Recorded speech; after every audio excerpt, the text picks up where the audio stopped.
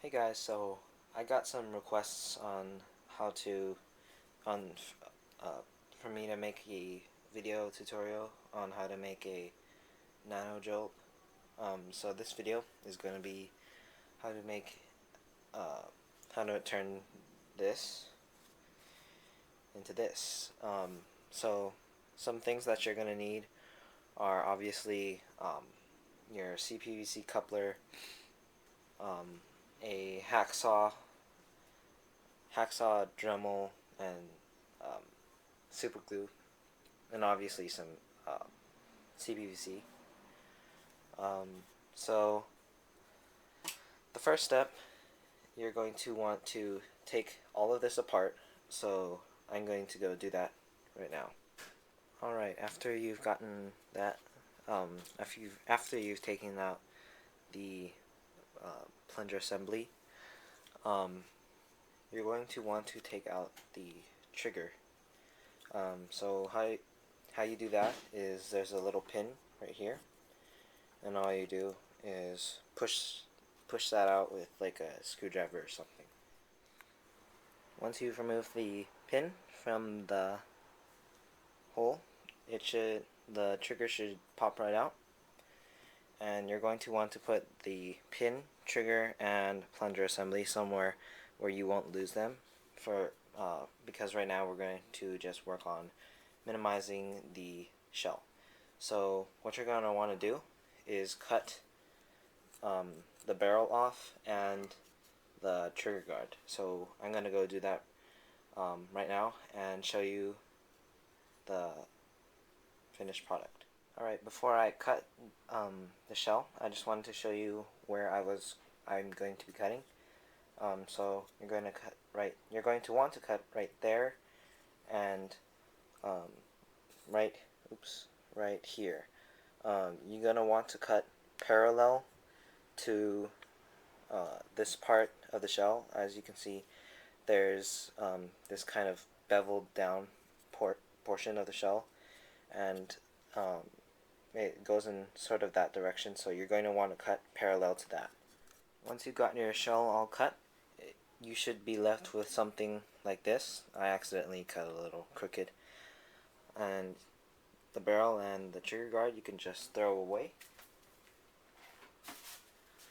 So the next order of business is to clean up this whole area, and you're going to want to remove, you're going to pretty much want to make everything flush with this round part of the body. So you're going to want to cut all of this off, and I'll show you what it will look like after it's done. I'm going to use a Dremel for this. Alright, I've sanded everything flush, and so it's going to look something like this when you're done. You can see it kind of funnels down, but what you're going to want to do, well actually I used my Dremel's cutting bit, and I cut everything down, and then I finished it off. I rounded it out with my sanding bit, so it's nice and round and stuff. And what you're going to want to do is sand this down such that it can actually fit right onto a CPVC coupler. And now, which you can, I'm pretty sure this is optional, but actually it is optional, but it does increase range a little bit. You're going to want to cut down your CPVC coupler so that most CPVC couplers have a line down the middle. You can't really see this one's line. Anyways, you're going to want this front part of the I don't know what to call it, but pretty much this length from here to here is how much you're going to want to cut off, so that the center line is at the top of here when you glue them on together. So pretty much, well, I don't know if you guys understand that, but I guess just think about it. Think about it for a little bit. So yeah, I'm gonna go cut that down, and I'll show you uh, what it looks after that. What it looks like. Alright, so I've minimized the coupler, and now it's flush with the shell. And why you have to chop it down. Well, you don't have to, but it decreases dead space. And I forgot to mention, you have to sand out that inner ring. Well, actually, that's just what I had to do.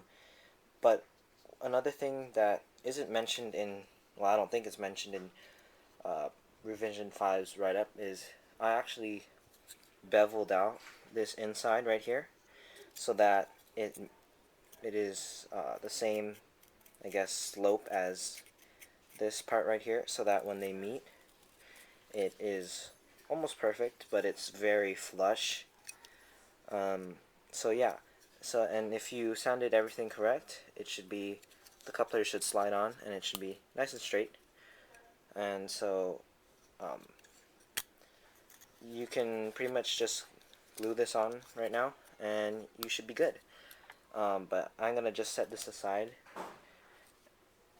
and what we're gonna work on right now is this trigger right here. So what you're gonna want to do is, obviously, you're gonna want to cut down this trigger because, well, that looks just kind of weird. But you're going to want to cut it kind of like this. So yeah, that's just pretty much how you're gonna want to minimize your trigger. See, this one is pretty much just like that much of the trigger. So I'm gonna go cut down this trigger and I'll show you what it looks like after it's finished. So after you're done cutting your trigger, it should look something like this. I actually cut mine a little bit too much. See, it's kind of skinnier than this one, but it still works.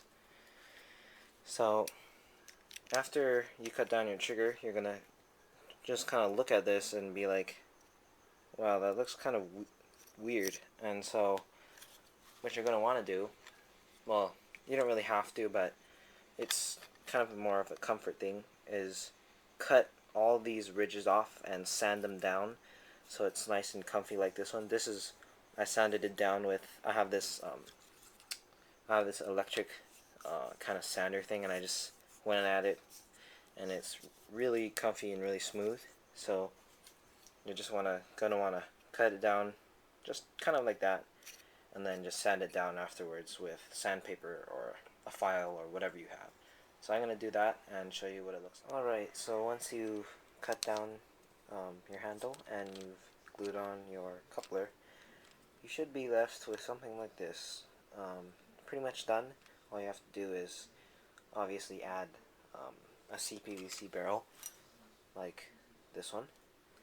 But you're going to notice that your trigger kind of just flops around. If you can hear that jiggling, that's the trigger. Like this one doesn't, because I've added a spring underneath the trigger.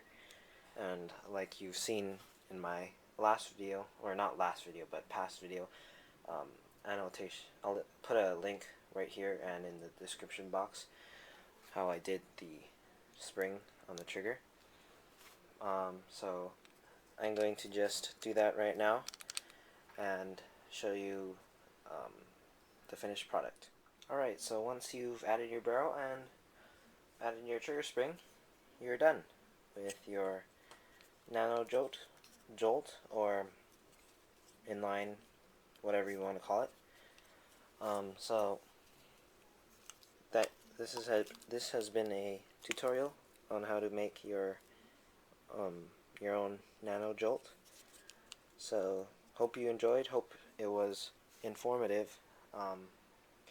And yeah, thanks for watching.